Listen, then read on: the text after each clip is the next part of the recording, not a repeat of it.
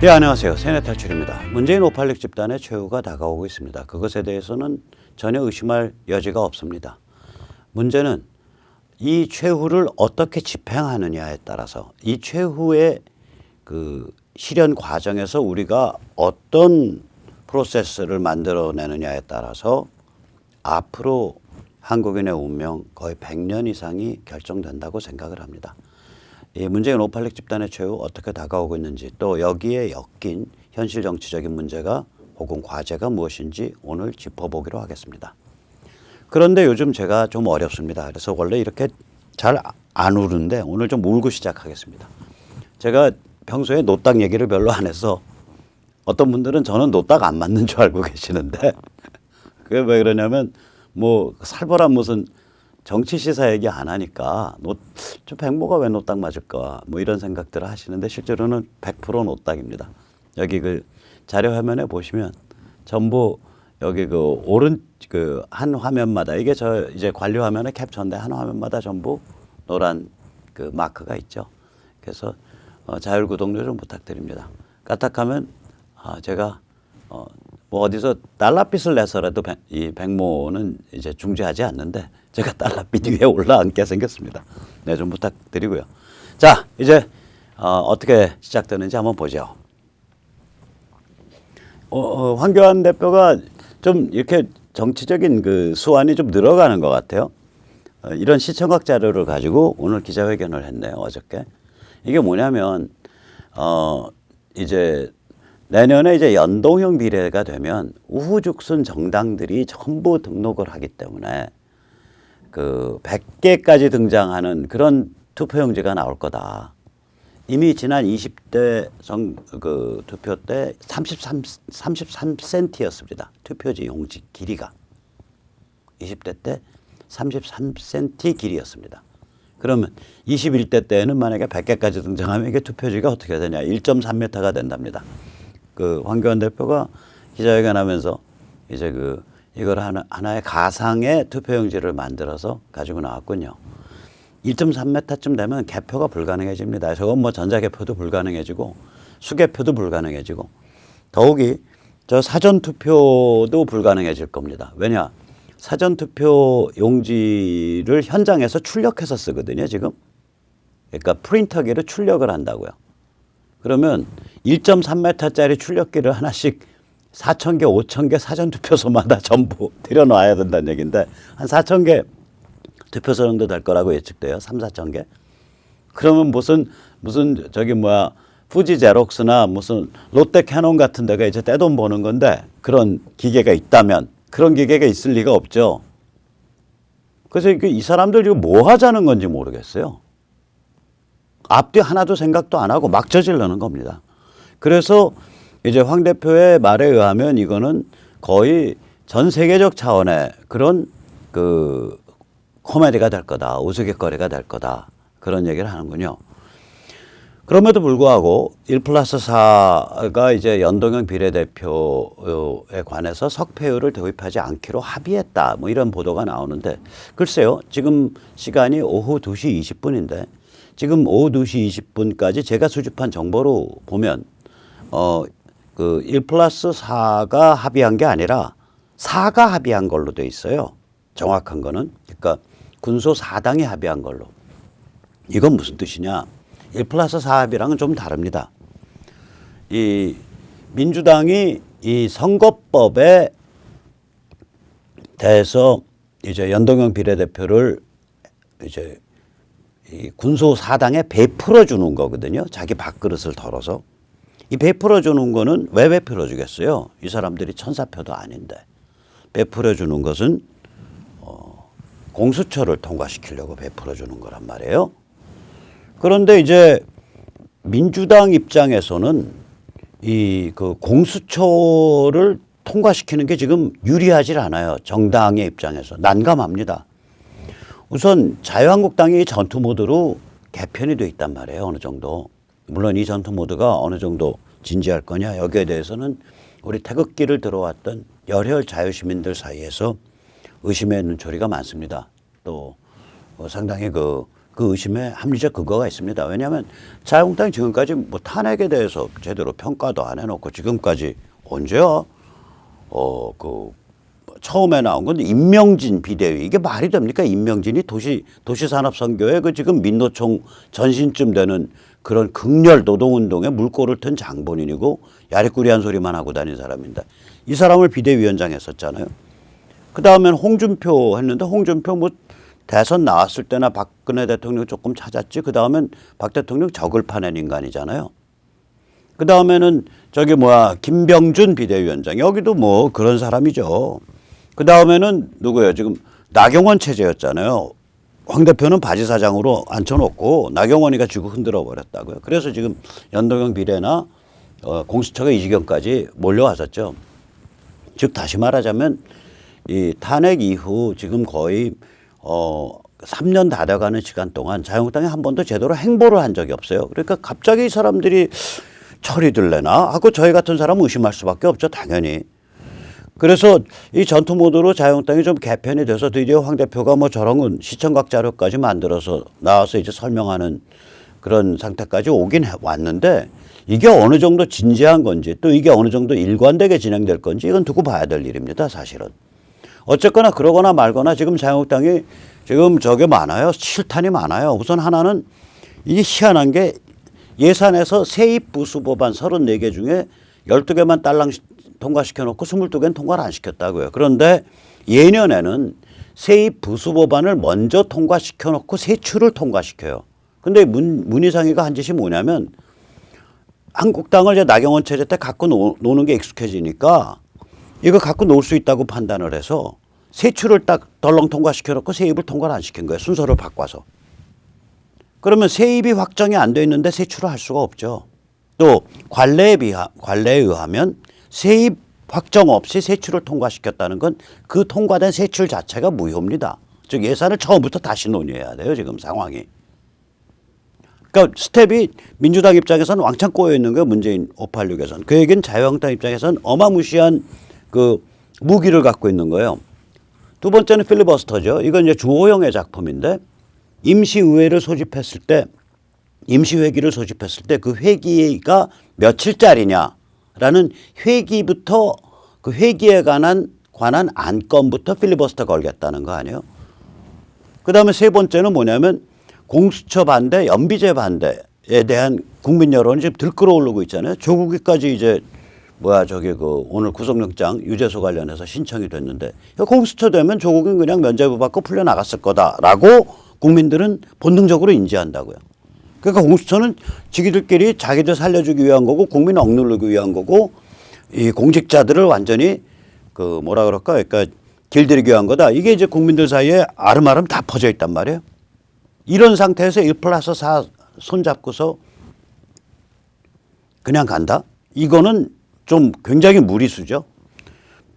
그 다음에 이제 한국당이 이제 약 올리려고 하는 건지 뭐라고 하는 건지 니들 선거법 연비 통과시키면 우리 비례한국당 만들 거야.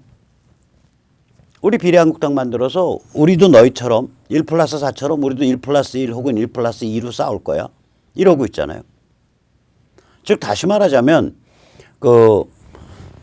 이제 이 공수처 그다음에 연비제 그다음에 이 세출 세입에 관한 이 위헌적 통과 방식 그다음에 1+4 체제에 대한 그걸 이용한 위헌적 국회 운영 방식 이게 다 눈덩이처럼 부풀어가면서 결국 1+4 체제로 자기들 독주 체제, 국회 독주 체제, 그러니까 1+4 독주 체제로 만들어 버리면 민주당이 그걸 선택을 하게 되면 내년 총선은 헌법 가치를 둘러싼 극한 대립 속에서 치러지게 됩니다. 사실 우리한테 나쁘진 않아요. 이런 구도도. 이 헌법 가치를 둘러싼 극한 대립 가면요. 집권당이 이길 수가 없어요. 지금 상태에서. 폭망합니다. 그러니까 민주당이 이 사정을 아니까 민주당은 특히 충청권 수도권 의원 중심이잖아요. 민주당이 지금.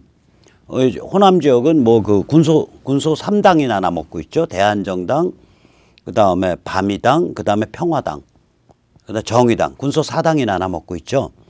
민주당 의원 숫자보다 군소 4당 합친 의원 숫자가 훨씬 많을 겁니다. 호남이. 그러니까 민주당은 사실 충청과 수도에 의존하고 있는데 이 전국을 헌법 가치를 둘러싼 극한 대립으로 몰고 가버리면 민주당이 충청 수도권에서 폭망하는 수가 있어요, 내년에. 그래서 민주당으로서도 지금 난감한 상황입니다. 난감한 상황이에요, 이게. 한마디로 말해서 이 군소사당을 버릇을 잘못 들여놔가지고 군소사당에서 너희 선거법 뭐 연비제 간다 그랬잖아 하면서 물고 뜯는단 말이에요. 그다음에 청와대에서는 야, 그 연비제는 미끼로 깔고 공수처 통과시켜 하고 당을 누르고 있다고요. 당 입장에서는 그래서 연비제 받고 공수처 받아서 가면 연비제 때문에 당 의석은 의석대로 날아가고 공수처는 공수처대로 이제 반환법적인 그런 입법으로 딱 낙인 찍혀가지고 내년 총선에서 이 극한 대립 상태에서 헌법 가치를 둘러싼 극한 대립 상태로 이제 펼쳐지면서 그게 내년 총선이 버거워진다고 이게. 그래서 이게 민주당도 아마 이제 공은 다시 민주당으로 넘어온 거예요. 1+4의 4가 우리 석패제 괜찮아. 석패제 없어도 돼. 우리 그래. 너희 말 다 들어줄게. 이제 연비제 가자라고 군소사당이 합의를 해서 공을 민주당에 넘겨버렸다고요. 그럼 이제 민주당 입장에서는 이제 연비제를 안 받을 방법이 없어요. 그 연비제를 받았다 이거야. 당론으로 정했다 이거야. 이제 통과시킨다 이거예요. 통과 준비 끝났다. 그러면 연비 통과시키면 안고는 연비가 아니라 공수처니까 공수처까지 딱 얹어가지고 통과시키려고 딱 하면 자유한국당이 저렇게 무시무시한 무기를 들고 딱 서 있단 말이에요. 문간에. 그 세입 부수 법안 22개 걸려 있죠. 필리버스터 걸려 있죠. 그 다음에 이게 반헌법적인 그런 그 국회의 1+4 독주 체제라는 독재 체제라는 그거 걸려 있죠. 그 다음에 서로 연비 통과된다고 하더라도 그렇게 해서 날치기해서 통과되더라도 한국당에서는 비례한국당으로 해가지고 내놓고서 군소정당을 키우겠다는 거 아니에요? 그렇게 이게 지금 휘청휘청하는 거예요.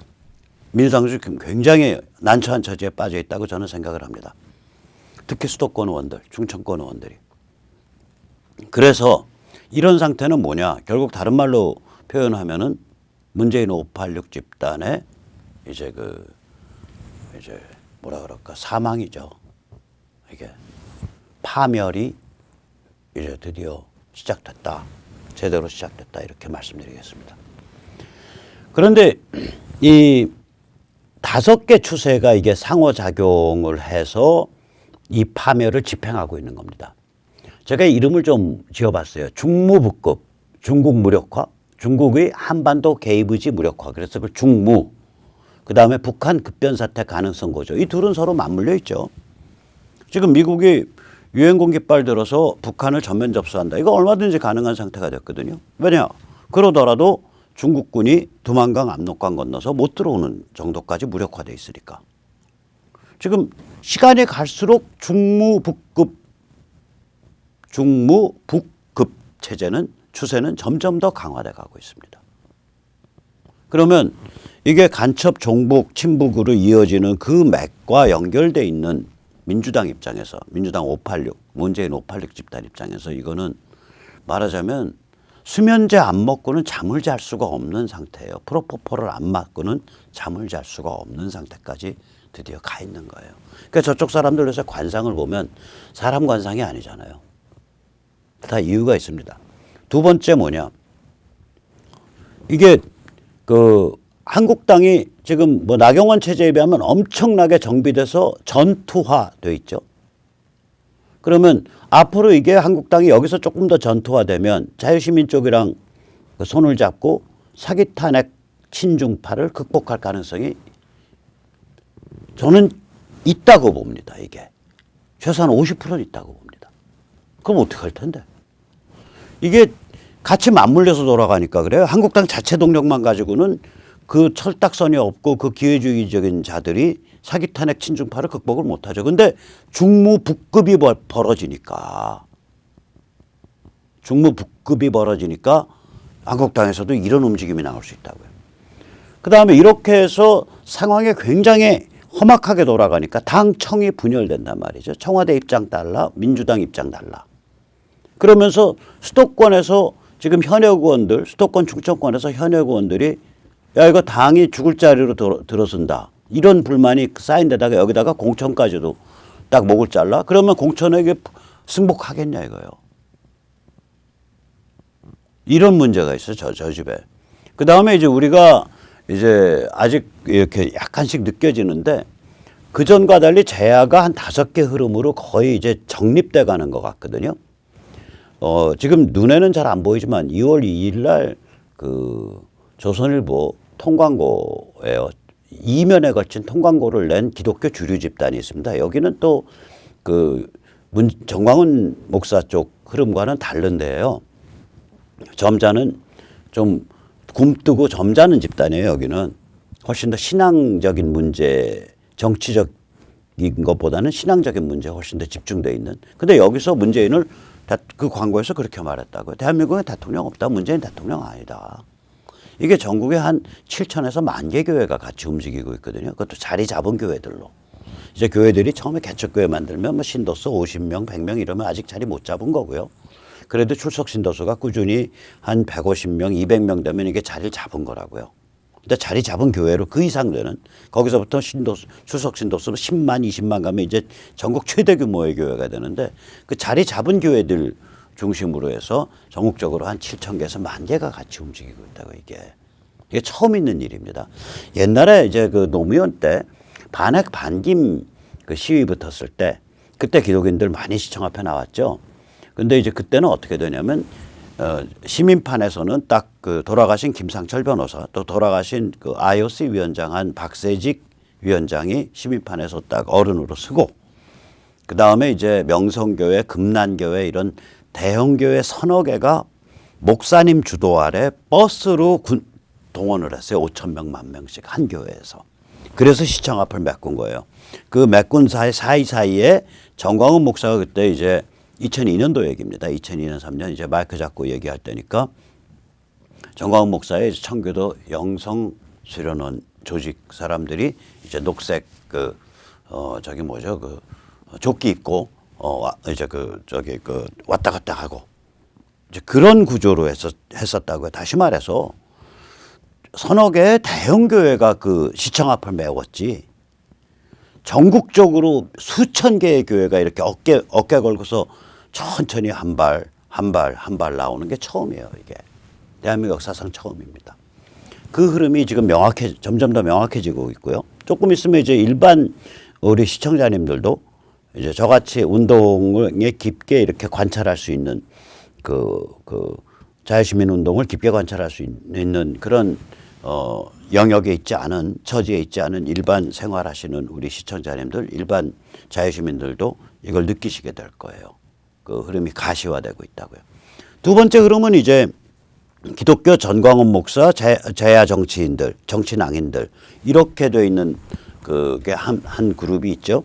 여기가 굉장히 전투적인 이제 그런 말을 표방을 하는데 문재인 정부에 대해서는 이제 탄핵 문제나 뭐 이런 문제에 대해서는 이제 수시로 입장이 왔다 갔다 하죠. 여기는. 그러니까 어떨 때는 뭐 탄핵 묻고 가자라는 주장을 하는 사람들이 전면에 나오고 또 어떨 때는 탄핵은 밝혀야 된다라는 주장을 하는 사람들이 전면에 나오고 그래서 하루에도 한 집회에도 그 앞에 있는 모두 집회와 뒤에 따라가는 본체 집회의 그 컬러가 좀 달라지고 왔다 갔다 하는 측면이 있지만 일단 그 전투성과 헌신성만은 뭐 지금 태극기 드는 그 광화문 집회에서는 최강이죠 지금.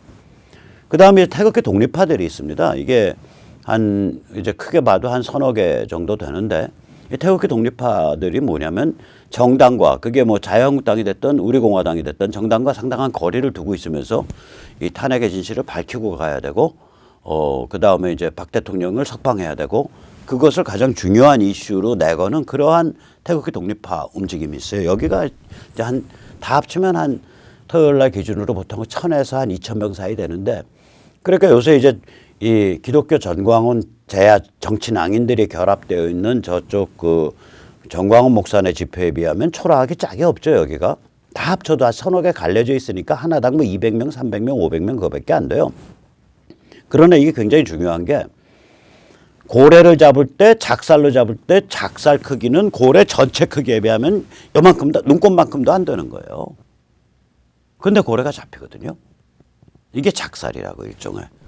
지금 태극기 흐름을 결국 탄핵의 진실을 까고 가자라는 흐름에서 못 벗어나도록 꽉 잡고 있는 작살이에요, 이게. 단 500명이 모이든 1000명이 모이든 굉장히 중요한 역할을 하고 있습니다. 그리고 여차할 때 상황이 또 바뀌면 여기가 전면에 튀어나와서 여기가 몇만 명 모아버리거든요. 항상 이때까지 태극기 집회가 그렇게 부침이 있었어요. 그래서 이게 그 태극기 독립화가 굉장히 중요합니다. 이게 계속 유지되고 있다고요. 지금도 그 화려하고 그 대규모의 기독교 전광훈 제야 정치 낭인들의 그 광화문 집회가 계속 그 광화문 집회 이순신 장군 동상 이북 광화문 사거리 이북 집회가 계속 진행됨에도 불구하고 태극기 독립화의 집회가 명맥을 이어가고 있다고요. 이게 굉장히 중요해요. 그 다음에 이제 이것도 대한민국 역사상 처음 있는 일인데요. 이 교수들이 뭐 7,000명, 10,000명 이렇게 엮였잖아요. 정교모, 사회정의를 바라는 교수 모임. 여기가 이제 근본적으로 두 가지 큰 일을 해냈죠. 하나는 조국을 낙마시키는 데 결정적인 역할을 했고요. 두 번째는 이제 공수처에 그 하는 데 있어서 공수처가 이게 게슈타포법이고 이게 반헌법적인 법률이다 라는 것을 딱 조명하는데 처음 테이프를 커팅한 데가 여기입니다. 그 다음에 이제 저희 자유본 이선본 같은 게 사례인데 이거 사실 이 사례가 제가 뭐 자유본 이선본 그러니까 자유시민본부 이선본 외에는 별로 꼽을 만한 데가 아직은 눈에 안 보여요. 앞으로 많이 생길 텐데 우리 동네 선거구를 지향하는 시민운동이에요. 이게 이제 처음 제대로 등장하고 있는 거거든요. 그래서 이 제야가 이 5개 정도 흐름으로 서로 경쟁하기도 하고 서로 보완하기도 하고 서로 자극하기도 하면서 되게 정립돼서 흘러가기 시작하는 것 같아요.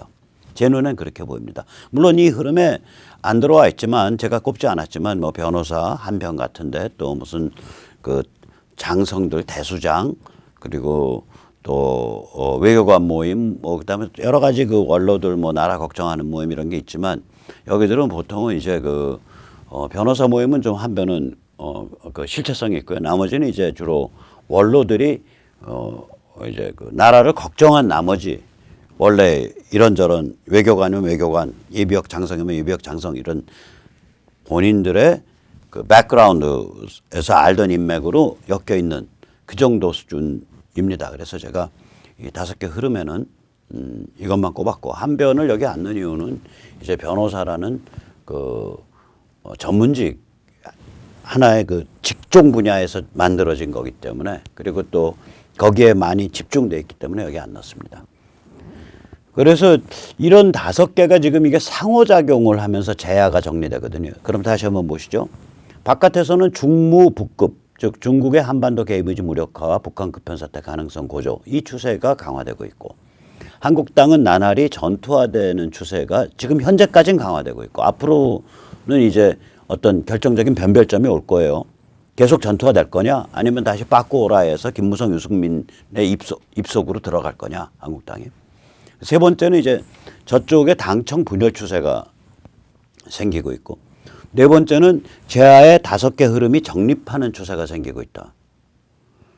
네 번째는 그다음에 5번째 문재인의 자멸 추세가 이제 명확해지죠. 에너지, 경제, 외교, 안보, 통일, 부정선거 뭐 지금 울산 부정선거 난리도 아니죠. 조국 이런 게 줄줄이 터지고 있다고요 지금. 이 5가지 정도의 추세가 이젠 상호작용을 시작했어요.